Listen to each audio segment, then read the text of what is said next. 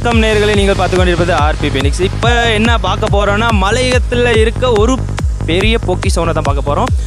அந்த பொக்கிஷன் என்னன்னு பார்க்கலாம் வாங்க, எங்களோட தொடர்ந்து வாங்க. அந்த பொக்கிஷன் என்னன்னு பார்க்கலாம்.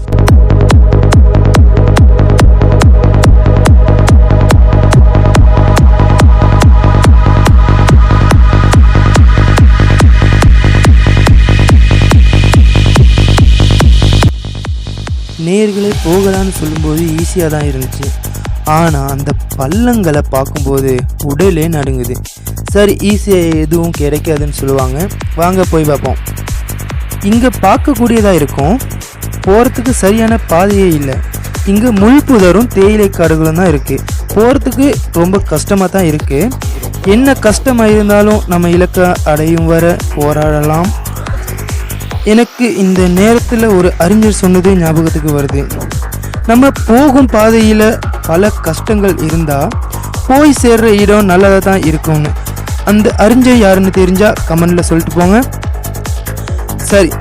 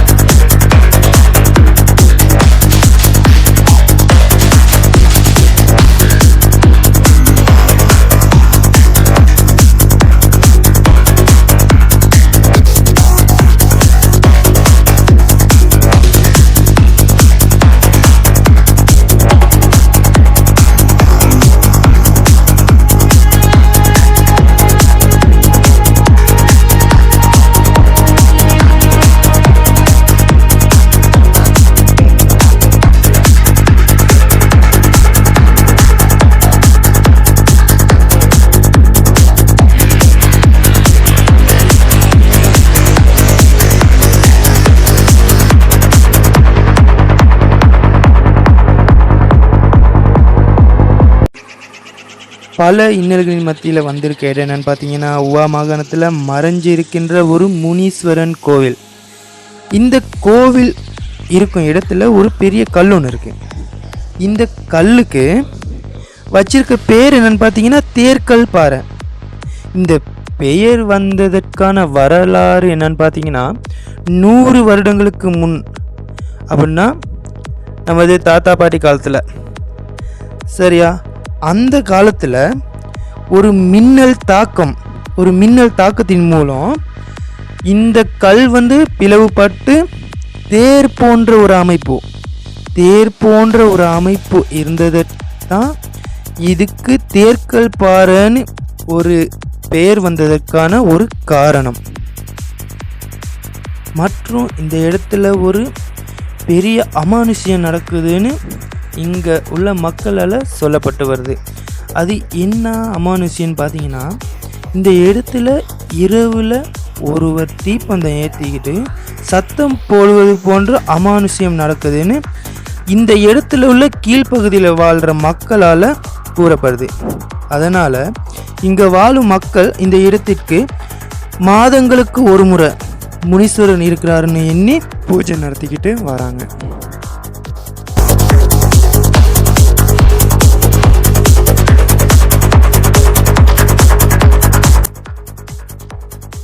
இன்றைய காணொலியில் இவ்வளோ தான் நம்ம பார்த்தது.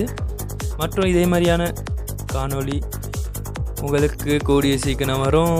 தொடர்ந்து எங்களோட இணைஞ்சிருங்க. மற்றும் லைக் பண்ணி ஷேர் பண்ணி சப்ஸ்கிரைப் பண்ணிட்டு போங்க. நன்றி.